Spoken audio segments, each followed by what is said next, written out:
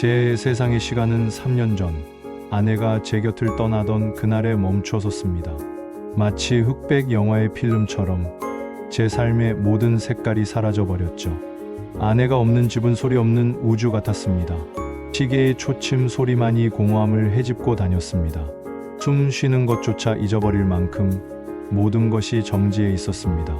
현관문을 열고 들어설 때마다 저를 반기던 밝은 목소리도, 주방에서 들려오던 맛있는 소리도, 거실, 소파에 나란히 앉아 서로의 온기를 느끼던 순간도 모두 신기루처럼 사라졌습니다. 사람들은 제게 시간이 약이라고 했습니다. 그 말이 제겐 세상에서 가장 잔인한 위로였습니다. 저에게 시간은 상처를 치유하는 약이 아니라 아내와의 기억을 풍화시키는 독과 같았습니다. 하루하루 지날수록 아내의 얼굴이, 목소리가, 함께했던 추억들이 희미해져 가는 것이 두려워 저는 스스로를 고립시켰습니다. 아내의 손길이 닿았던 모든 물건을 그대로 둔 채 먼지가 쌓여가는 것을 그저 지켜만 봤습니다. 그녀가 쓰던 찻잔 위에도, 그녀가 읽던 책 위에도 시간의 덮개가 하얗게 내려앉았습니다. 그 먼지들을 닦아내는 것조차 그녀를 지워버리는 배신처럼 느껴졌습니다. 그건 마치 아내와의 시간을 박제하려는 제 나름의 처절한 노력이었을지도 모릅니다.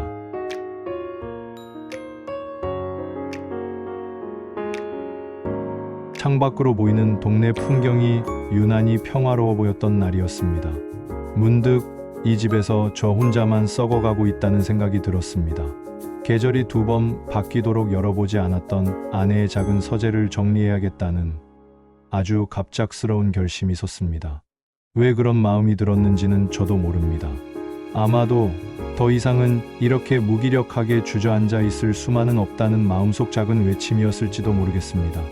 삐걱거리는 문을 열고 들어선 서재는 온통 아내의 향기로 가득했습니다. 먼지를 오래된 책과 그녀가 좋아했던 라벤더 향이 뒤섞여 있었죠.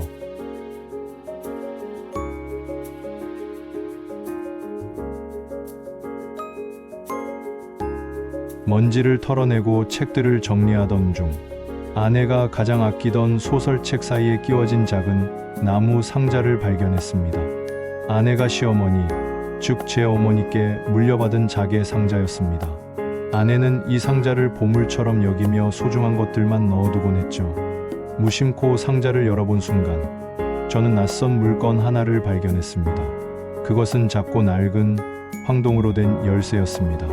그 차가운 감촉이 손끝을 통해 심장까지 전해지는 듯 했습니다. 집안 어디에도 제 차키 꾸러미에도 맞지 않는 생전 처음 보는 열쇠였습니다. 열쇠 머리에는 작은 가죽 꼬리표가 달려 있었는데 거기에는 아내의 단정한 글씨로 이렇게 적혀 있었습니다. 우리가 처음 약속했던 그곳에, 처음 약속했던 곳. 머릿속이 하얘졌습니다. 우리의 처음은 너무나도 많았으니까요. 처음 만났던 대학 캠퍼스 벤치, 처음 손을 잡았던 영화관, 첫 키스를 나눴던 한강 공원. 기억의 파편들이 머릿속을 어지럽게 떠다녔습니다. 저는 한참을 그 자리에 서서 아내와의 기억을 더듬었습니다. 그러다 문득 머릿속을 스치는 한 장소가 있었습니다. 연애 시절 가난했지만 행복했던 우리는 서로에게 100권의 책을 선물하기로 약속했습니다. 그리고 그 약속의 장소는 시내 한 구석에 있는 낡은 구립 도서관이었죠. 도서관 한쪽에는 개인 사물함이 있었고 우리는 농담처럼 말하곤 했습니다. 나중에 우리가 선물할 책들 저기다 하나씩 넣어두자. 비밀 창고처럼 말이야. 혹시나 하는 마음에 저는 먼지 쌓인 옷을 입고 몇 년 만에 집 밖을 나섰습니다. 심장은 쿵쾅거렸고 손에서는 식은땀이 났습니다. 아니면 어쩌지, 그저 낡은 열쇠일 뿐이면 어쩌지. 헛된 기대로 상처받고 싶지 않다는 마음과 마지막 희망의 끈이라도 잡고 싶은 마음이 세차게 부딪혔습니다. 수많은 불안감이 저를 짓눌렀지만 발걸음을 멈출 수는 없었습니다.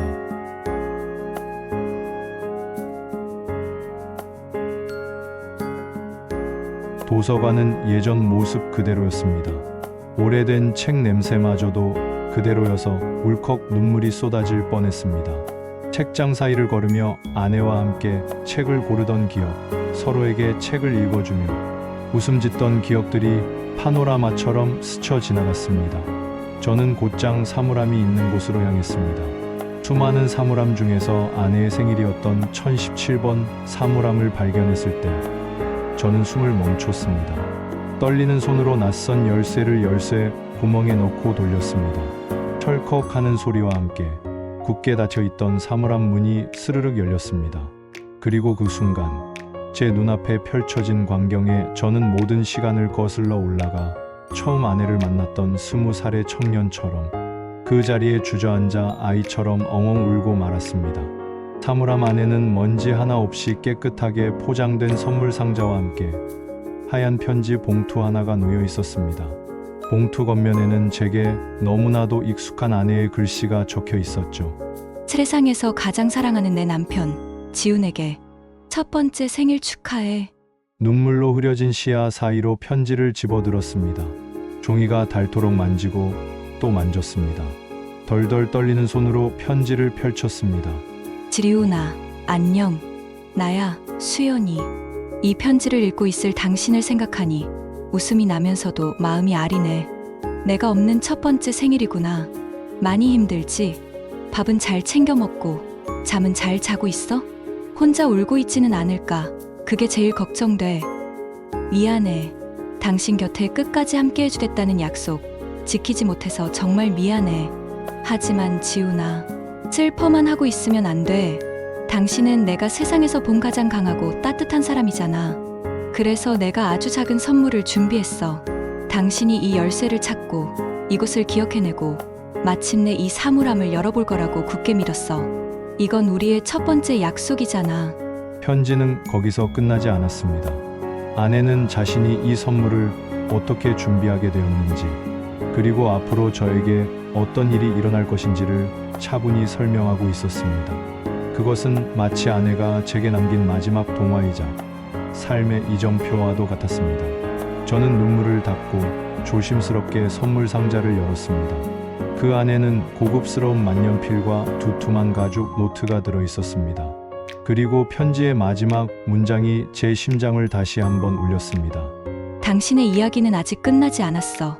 여보, 당신 언젠가 작가가 되고 싶다고 했잖아. 이제부터 당신의 새로운 이야기를 이 노트에 가득 채워나가줘. 나는 하늘에서 언제나 당신의 가장 열렬한 첫 번째 독자가 되어줄게. 아, 그리고 이건 비밀인데 내년 당신 생일에도 또 다른 선물이 기다리고 있을 거야. 힌트는 때가 되면 알게 될 테니 너무 걱정 말고. 사랑해. 나의 모든 것이었던 지훈에게. 영원한 당신의 아내 수연이가. 저는 만년필을 든 채 한참을 움직일 수 없었습니다. 이것은 단순한 선물이 아니었습니다.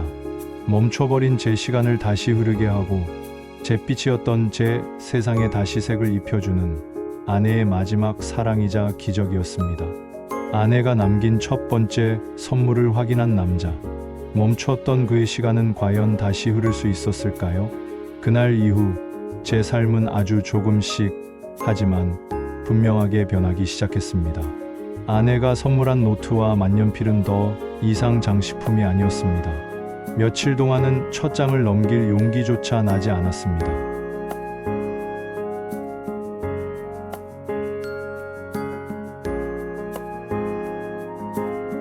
그러다 어느 날 밤 떨리는 손으로 노트 첫 장에 아내의 이름을 적었습니다. 수연. 그 두 글자를 쓰는 것만으로도 온 마음이 무너져 내리는 것 같았습니다. 저는 매일 밤 잠들기 전 그 노트에 몇 줄이라도 글을 썼습니다. 처음에는 아내를 향한 그리움과 원망 섞인 푸념들이 전부였죠. 그러다 어느 날부터인가 아내와 함께했던 행복한 기억들을 기록하기 시작했습니다. 잉크가 종이에 스미는 소리가 마치 그녀에게 말을 거는 속삭임처럼 느껴졌습니다. 우리가 함께 갔던 여행지, 같이 보며 웃고 울었던 영화, 사소한 말다툼 후에 더 뜨겁게 사랑했던 순간들까지 노트를 채워나가는 것은 멈췄던 제 시간을 되감아 잊고 있던 행복의 조각들을 다시 맞춰나가는 과정이었습니다. 그리고 거짓말처럼 1년이 흘렀습니다.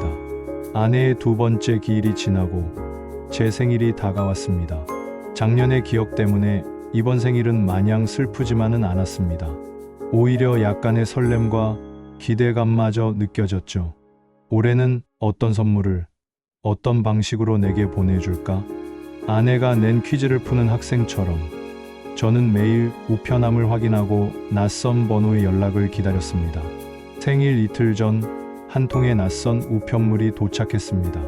발신인은 당신의 영원한 첫 번째 독자라고만 적혀 있었습니다. 심장이 내려앉는 기분이었죠. 봉투 안에는 비행기 티켓 사진이 담긴 엽서 한 장과 작은 쪽지가 들어 있었습니다. 두 번째 선물은 함께라는 이름의 용기야. 기억나? 우리가 결혼 10주년에 꼭 가자고 약속했던 곳. 혼자라도 괜찮아. 그곳의 하늘과 바람이 나를 대신해 당신을 안아줄 테니까. 공항에 도착하면 내 이름으로 예약된 렌터카를 찾아봐. 그 안에 다음 안내가 있을 거야. 목적지는 제주도였습니다. 늘 바쁘다는 핑계로 미뤄왔던 우리 부부의 꿈의 여행지였죠. 혼자서 그곳에 갈 용기가 선뜻 나지 않았습니다. 비행기 옆자리가 비어 있을 거란 상상만으로도 가슴이 먹먹했습니다. 아내와의 추억이 가득할 그곳에서 혼자라는 사실을 마주하는 것이 두려웠습니다. 하지만 저는 가야만 했습니다. 이것은 저를 일으켜 세우려는 아내의 간절한 손길이었으니까요. 며칠 후 저는 제주 공항에 서 있었습니다. 아내의 이름으로 예약된 렌터카를 찾아 문을 열자 조수석에는 작은 바구니가 놓여 있었습니다. 바구니 안에는 아내가 좋아했던 감귤 과자와 따뜻한 커피가 담긴 보온병, 그리고 두 번째 편지가 들어 있었습니다. 잘 왔어, 내 사랑. 비행기 무서워하는데 혼자 오느라 고생 많았지. 이제부터는 내가 당신의 내비게이션이 되어줄게. 우리가 함께 걷기로 했던 사려니 숲길, 함께 해를 보기로 했던 성산 일출봉, 그리고 당신이 내게 반지를 건넸던 협재 해변까지 천천히 하나씩 돌아보며 우리의 시간을 추억해줘. 그리고 모든 곳을 돌아본 후에 마지막 장소에서 두 번째 선물을 확인해줘. 저는 아내가 짜준 여행 코스를 따라 홀로 제주를 여행했습니다. 혼자였지만 혼자가 아니었습니다. 사려니 숲길의 상쾌한 공기 속에서 아내의 향기를 느꼈고 성산일출봉의 붉은 일출을 보며 아내의 따스함을 느꼈습니다. 아내는 이런 숲을 세상의 허파라고 부르곤 했습니다. 저는 잠시 멈춰서서 아내의 말처럼 깊게 숨을 들이마셨습니다. 협재 해변에 부서지는 파도 소리를 들으며 아내의 웃음소리를 들었습니다. 그날 그녀는 세상에서 가장 행복한 웃음을 제게 보여주었죠. 눈물 나게 아름다운 풍경 속에서 저는 실컷 울고 또 실컷 웃었습니다. 마지막 날, 편지에 적힌 마지막 장소인 작은 도의 공방을 찾아갔습니다. 그곳은 저희가 신혼 초에 커플 머그잔을 만들었던 추억의 장소였습니다. 공방 주인 아주머니는 저를 보더니 말없이 안쪽으로 안내했습니다. 그곳에는 제가 만들었던 투박한 머그잔과 아내가 만들었던 예쁜 머그잔이 나란히 놓여 있었습니다. 그리고 그 옆에 두 번째 선물 상자가 있었죠. 선물은 전문가용 카메라였습니다. 그리고 편지에는 이렇게 적혀 있었죠. 첫 번째 선물로 당신의 이야기를 기록했다면 두 번째 선물로는 당신이 살아갈 세상을 아름답게 담아봐. 당신은 늘 세상을 따뜻한 시선으로 바라봤잖아. 당신의 눈에 비치는 세상은 여전히 아름답고 살아갈 가치가 충분하다는 걸 잊지 마. 이제 슬픔이 담겼던 당신의 눈에 세상에 빛나는 순간들을 가득 채워줘. 사랑해. 그 후로 3년, 4년 아내의 선물은 매년 어김없이 제게 도착했습니다. 세 번째 해에는 새로운 도전이라는 이름의 요리학원 수강증이 도착했습니다. 편지에는 이제 당신이 끓여주는 김치찌개가 먹고 싶네 라고 적혀 있었죠. 처음 끓인 찌개는 어설펐지만 뜨거운 국물을 넘기는 순간 왈칵 눈물이 났습니다. 네 번째 해에는 건강이라는 이름의 등산화가 선물로 왔습니다. 가파른 오르막을 오를 때마다 제 안의 무기력과 싸우는 기분이었습니다. 저는 그 등산화를 신고 우리 동네 뒷산을 시작으로 전국의 수많은 산을 올랐습니다. 아내는 마치 게임 퀘스트를 주듯 제가 삶의 다음 단계로 나아갈 수 있도록 이끌어 주었습니다. 아내의 5번째 선물을 받은 후 저는 중대한 결심을 했습니다. 다니던 회사를 그만두고 아내가 선물한 카메라 하나를 맨 채 전국을 여행하며 사진을 찍기 시작했습니다. 그리고 아내가 선물한 노트에 기록했던 저의 이야기를 엮어 작은 책 한 권을 출판했습니다.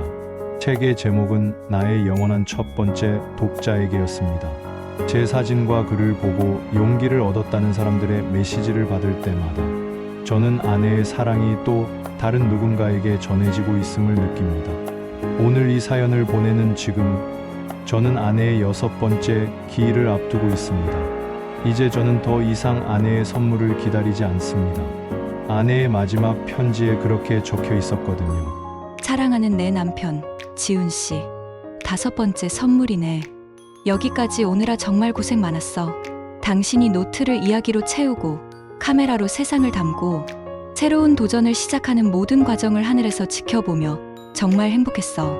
이제 당신은 내가 없어도 스스로 길을 찾아갈 수 있을 만큼 단단해졌을 거야. 그래서 이게 내 마지막 선물이야. 나의 마지막 선물은 바로 자유야.